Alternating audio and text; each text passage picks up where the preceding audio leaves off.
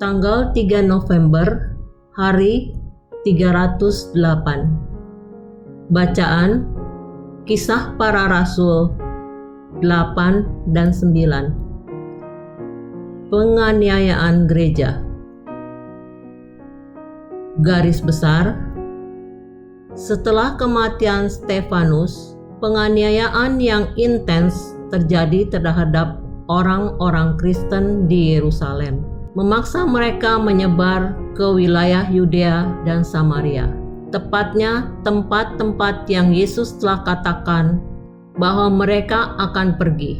Pasal 1 ayat 8. Filipus sang penginjil menjadi alat Tuhan untuk menyatakan Yesus sebagai Mesias di kota Samaria, dan kemudian dia memberitakan kabar kegembiraan kepada seorang kasim Ethiopia di jalan menuju Gaza. Tetapi pertobatan yang paling strategis terjadi lebih dari 160 km ke utara, di mana Saulus bertemu dengan Tuhan yang telah ia aniaya secara pribadi. Renungan harian. Apa yang hukum fisika ini katakan? Semakin besar panasnya, semakin besar ekspansi yang terjadi. Berkaitan dengan kitab Kisah Para Rasul? Jawaban: hukum fisika ini adalah penjelasan yang akurat tentang proses yang terjadi untuk perkembangan Injil di luar kota Yerusalem. 2 tahun setelah Yesus mengucapkan kata-kata yang dicatat dalam Kisah Para Rasul 1 ayat 8, para murid tinggal hanya di Yerusalem. Dan juga karena kabar baik itu, mereka ditugaskan untuk tinggal dalam tembok kota. Tetapi itu berarti bahwa hanya tahap pertama dari amanat agung yang sedang diselesaikan. Jadi, Tuhan mengizinkan sedikit panas dalam bentuk penganiayaan untuk mendorong perluasan Injil ke daerah-daerah Yudea dan Samaria. Penundaan ketaatan kepada perintah Tuhan biasanya sama banyaknya dengan ketidaktaatan, dan Tuhan memiliki banyak cara, tetapi terkadang menyakitkan, untuk mendorong Anda untuk taat. Pilihannya ada pada Anda.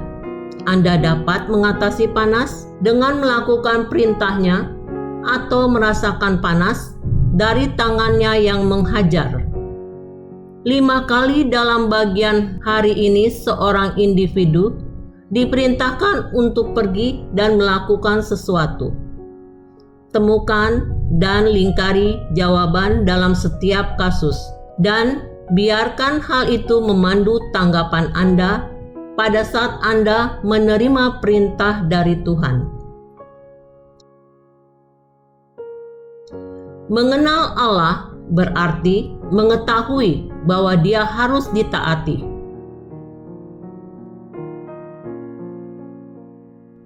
Pendalaman.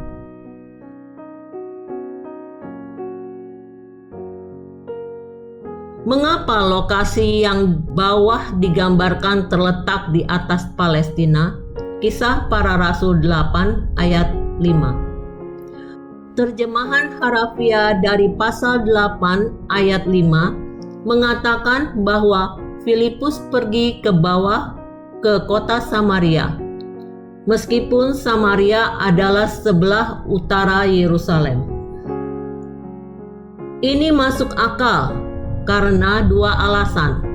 1. Yerusalem terletak di puncak bukit, dan Samaria terletak di dataran rendah. Dan 2. Peta pada waktu itu tidak menunjukkan bagian atas menghadap ke utara, seperti yang kita lakukan, tetapi ke arah timur, yaitu untuk berjalan menuju ke daratan dari Laut Mediterania. Perjalanan ke tempat yang jauh Kisah Para Rasul 9 ayat 2. Kota Damaskus pasal 9 ayat 2. Dianggap sebagai kota tertua yang terus ada di dunia. Lebih dari 100 mil, 160 km timur laut Yerusalem, menunjukkan seberapa jauh umat Kristen telah tersebar di bawah penganiayaan Saulus, dan juga menceritakan seberapa jauh Saulus mau pergi ke sana untuk menganiaya mereka. Amin. Tuhan Yesus memberkati.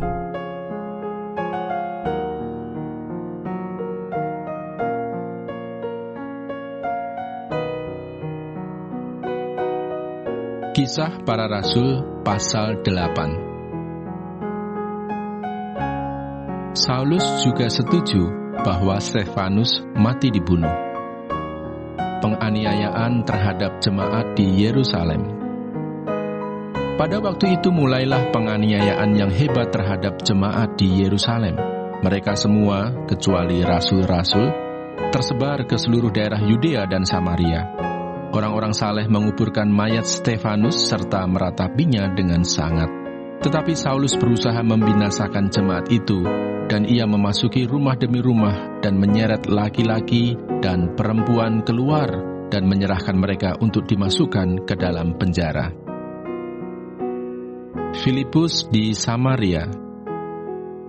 Mereka yang tersebar itu menjelajah seluruh negeri itu sambil memberitakan Injil. Dan Filipus pergi ke suatu kota di Samaria dan memberitakan Mesias kepada orang-orang di situ.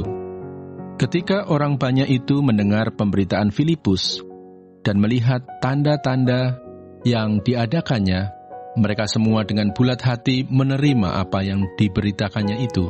Sebab dari banyak orang yang kerasukan roh jahat, keluarlah roh-roh itu sambil berseru dengan suara keras. Dan banyak juga orang lumpuh dan orang timpang yang disembuhkan. Maka sangatlah besar sukacita dalam kota itu. Seorang yang bernama Simeon telah sejak dahulu melakukan sihir di kota itu dan mentakjubkan rakyat Samaria, serta berlagak seolah-olah ia seorang yang sangat penting. Semua orang, besar kecil, mengikuti dia dan berkata, "Orang ini adalah kuasa Allah yang terkenal sebagai kuasa besar." Dan mereka mengikutinya, karena sudah lama ia mentakjubkan mereka oleh perbuatan sihirnya. Tetapi sekarang mereka percaya kepada Filipus yang memberitakan Injil tentang kerajaan Allah dan tentang nama Yesus Kristus. Dan mereka memberi diri mereka dibaptis, baik laki-laki maupun perempuan. Simon sendiri juga menjadi percaya, dan sesudah dibaptis, ia senantiasa bersama-sama dengan Filipus, dan takjub ketika ia melihat tanda-tanda dan mujizat-mujizat besar yang terjadi. Ketika rasul-rasul di Yerusalem mendengar bahwa tanah Samaria telah menerima firman Allah, mereka mengutus Petrus dan Yohanes ke situ. Setibanya di situ, kedua rasul itu berdoa supaya orang-orang Samaria itu beroleh Roh Kudus. Sebab Roh Kudus belum turun di atas orang pun di antara mereka, karena mereka hanya dibaptis dalam nama Tuhan Yesus. Kemudian keduanya menumpangkan tangan di atas mereka, lalu mereka menerima Roh Kudus. Ketika Simon melihat bahwa pemberian Roh Kudus terjadi oleh karena rasul-rasul itu menumpangkan tangannya, ia menawarkan uang kepada mereka, serta berkata, "Berikanlah juga kepadaku kuasa itu, supaya jika aku menumpangkan tanganku di atas seseorang, ia boleh menerima Roh Kudus." Tetapi Petrus berkata kepadanya, "Binasalah kiranya uangmu itu bersama dengan engkau, karena engkau menyangka bahwa engkau dapat membeli karunia Allah dengan uang.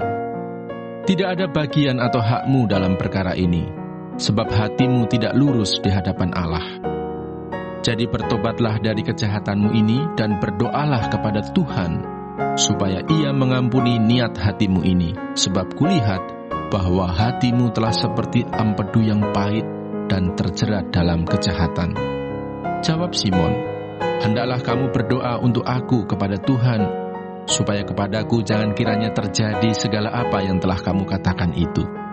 Setelah keduanya bersaksi dan memberitakan firman Tuhan, kembalilah mereka ke Yerusalem Dan dalam perjalanannya itu, mereka memberitakan Injil dalam banyak kampung di Samaria. Sida-sida dari tanah Etiopia. Kemudian berkatalah seorang malaikat Tuhan kepada Filipus, katanya, "Bangunlah dan berangkatlah ke sebelah selatan, menurut jalan yang turun dari Yerusalem ke Gaza." Jalan itu jalan yang sunyi. Lalu berangkatlah Filipus. Adalah seorang Etiopia, seorang sida-sida, pembesar dan kepala perbendaharaan Sri Kandake, Ratu Negeri Etiopia, yang pergi ke Yerusalem untuk beribadah. Sekarang orang itu sedang dalam perjalanan pulang dan duduk dalam keretanya sambil membaca kitab Nabi Yesaya. Lalu kata Roh kepada Filipus, "Pergilah ke situ dan dekatilah kereta itu." Filipus segera ke situ dan mendengar sida-sida itu sedang membaca kitab Nabi Yesaya. Kata Filipus, "Mengertikah Tuan apa yang Tuan baca itu?" Jawabnya, "Bagaimanakah aku dapat mengerti kalau tidak ada yang membimbing aku?"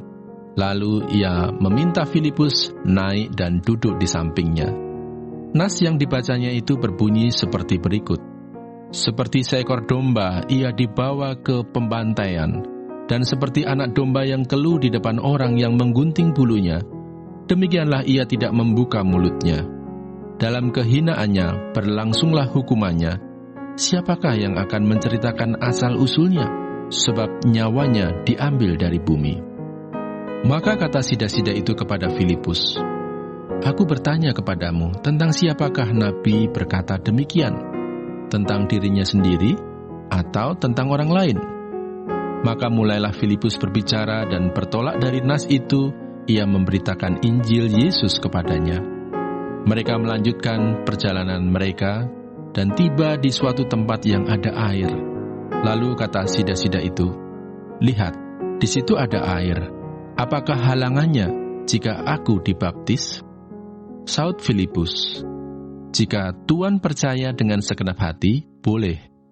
Jawabnya, "Aku percaya bahwa Yesus Kristus adalah Anak Allah." Lalu orang Etiopia itu menyuruh menghentikan kereta itu, dan keduanya turun ke dalam air, baik Filipus maupun sida-sida itu, dan Filipus membaptis dia. Dan setelah mereka keluar dari air, Roh Tuhan tiba-tiba melarikan Filipus, dan sida-sida itu tidak melihatnya lagi. Ia meneruskan perjalanannya dengan sukacita.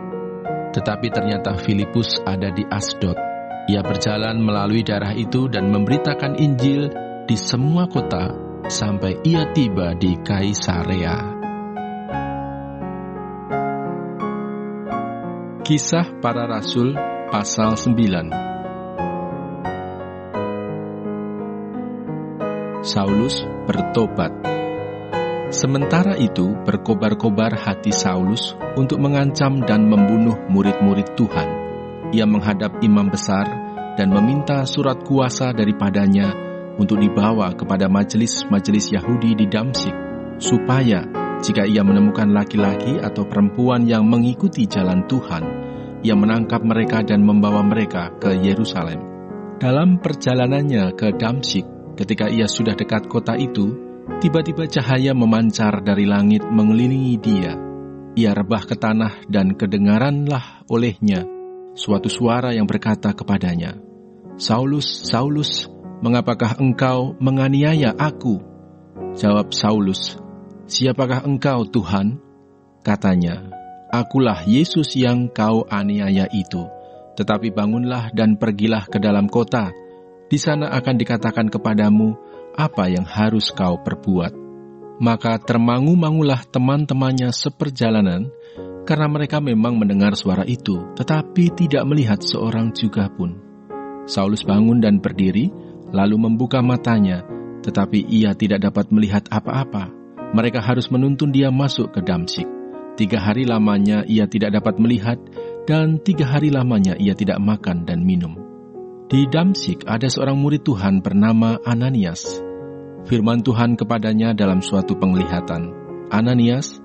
Jawabnya, "Ini aku, Tuhan." Firman Tuhan, "Mari, pergilah ke jalan yang bernama Jalan Lurus, dan carilah di rumah Yudas seorang dari Tarsus yang bernama Saulus. Ia sekarang berdoa, dan dalam suatu penglihatan ia melihat bahwa seorang yang bernama Ananias masuk ke dalam dan menumpangkan tangannya ke atasnya supaya ia dapat melihat lagi. Jawab Ananias, "Tuhan, dari banyak orang telah kudengar tentang orang itu, betapa banyaknya kejahatan yang dilakukannya terhadap orang-orang kudus-Mu di Yerusalem. Dan ia datang kemari dengan kuasa penuh dari imam-imam kepala untuk menangkap semua orang yang memanggil nama-Mu." Tetapi firman Tuhan kepadanya, "Pergilah, sebab orang itu adalah alat pilihan bagiku untuk memberitakan namaku kepada bangsa-bangsa lain serta raja-raja dan orang-orang Israel. Aku sendiri akan menunjukkan kepadanya betapa banyak penderitaan yang harus ia tanggung oleh karena namaku." Lalu pergilah Ananias ke situ dan masuk ke rumah itu.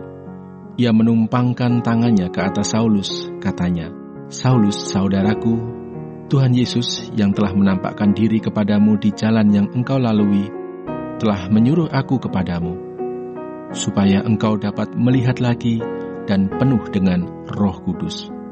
Dan seketika itu juga seolah-olah selaput gugur dari matanya, sehingga ia dapat melihat lagi. Ia bangun lalu dibaptis, dan setelah ia makan, pulihlah kekuatannya. Saulus dalam lingkungan saudara-saudara. Saulus tinggal beberapa hari bersama-sama dengan murid-murid di Damsyik. Ketika itu juga ia memberitakan Yesus di rumah-rumah ibadat dan mengatakan bahwa Yesus adalah Anak Allah. Semua orang yang mendengar hal itu heran dan berkata, "Bukankah dia ini yang di Yerusalem mau membinasakan barang siapa yang memanggil nama Yesus ini? Dan bukankah ia datang ke sini dengan maksud untuk menangkap dan membawa mereka ke hadapan imam-imam kepala?" Akan tetapi Saulus semakin besar pengaruhnya, dan ia membingungkan orang-orang Yahudi yang tinggal di Damsyik, karena ia membuktikan bahwa Yesus adalah Mesias. Beberapa hari kemudian, orang Yahudi merundingkan suatu rencana untuk membunuh Saulus. Tetapi maksud jahat itu diketahui oleh Saulus. Siang malam orang-orang Yahudi mengawal semua pintu gerbang kota supaya dapat membunuh dia. Sungguh pun demikian, pada suatu malam, murid-muridnya mengambilnya dan menurunkannya dari atas tembok kota dalam sebuah keranjang. Setibanya di Yerusalem, Saulus mencoba menggabungkan diri kepada murid-murid, tetapi semuanya takut kepadanya, karena mereka tidak dapat percaya bahwa ia juga seorang murid. Tetapi Barnabas menerima dia dan membawanya kepada rasul-rasul dan menceritakan kepada mereka bagaimana Saulus melihat Tuhan di tengah jalan dan bahwa Tuhan berbicara dengan dia dan bagaimana keberaniannya mengajar di Damsyik dalam nama Yesus. Dan Saulus tetap bersama-sama dengan mereka di Yerusalem dan dengan keberanian mengajar dalam nama Tuhan. Ia juga berbicara dan bersoal jawab dengan orang-orang Yahudi yang berbahasa Yunani, tetapi mereka itu berusaha membunuh dia. Akan tetapi setelah hal itu diketahui oleh saudara-saudara anggota jemaat, mereka membawa dia ke Kaisarea dan dari situ membantu dia ke Tarsus. Selama beberapa waktu, jemaat di seluruh Yudea, Galilea, dan Samaria berada dalam keadaan damai. Jemaat itu dibangun dan hidup dalam takut akan Tuhan. Jumlahnya makin bertambah besar oleh pertolongan dan penghiburan Roh Kudus. Petrus menyembuhkan Eneas dan membangkitkan Dorkas. Pada waktu itu, Petrus berjalan keliling, mengadakan kunjungan kemana-mana. Dalam perjalanan itu, ia singgah juga kepada orang-orang kudus yang di Lida. Di situ didapatinya seorang bernama Eneas yang telah 8 tahun terbaring di tempat tidur karena lumpuh. Kata Petrus kepadanya, "Eneas, Yesus Kristus menyembuhkan engkau. Bangunlah dan bereskanlah tempat tidurmu." Seketika itu juga bangunlah orang itu. Semua penduduk Lida dan Saron melihat dia. Lalu mereka berbalik kepada Tuhan. Di Yope ada seorang murid perempuan bernama Tabita, dalam bahasa Yunani Dorkas. Perempuan itu banyak sekali berbuat baik dan memberi sedekah. Tetapi pada waktu itu ia sakit lalu meninggal. Dan setelah dimandikannya, mayatnya dibaringkan di ruang atas. Lida dekat dengan Yope. Ketika murid-murid mendengar bahwa Petrus ada di Lida, mereka menyuruh 2 orang kepadanya dengan permintaan, "Segeralah datang ke tempat kami." Maka berkemaslah Petrus dan berangkat bersama-sama dengan mereka. Setelah sampai di sana, ia dibawa ke ruang atas dan semua janda datang berdiri dekatnya, dan sambil menangis mereka menunjukkan kepadanya semua baju dan pakaian yang dibuat Dorkas waktu ia masih hidup. Tetapi Petrus menyuruh mereka semua keluar, lalu ia berlutut dan berdoa. Kemudian ia berpaling ke mayat itu dan berkata, "Tabita, bangkitlah." Lalu Tabita membuka matanya, dan ketika melihat Petrus, ia bangun lalu duduk. Petrus memegang tangannya dan membantu dia berdiri. Kemudian ia memanggil orang-orang kudus beserta janda-janda, lalu menunjukkan kepada mereka bahwa perempuan itu hidup. Peristiwa itu tersiar di seluruh Yope, dan banyak orang menjadi percaya kepada Tuhan. Kemudian daripada itu, Petrus tinggal beberapa hari di Yope, di rumah seorang yang bernama Simon, seorang penyamak kulit.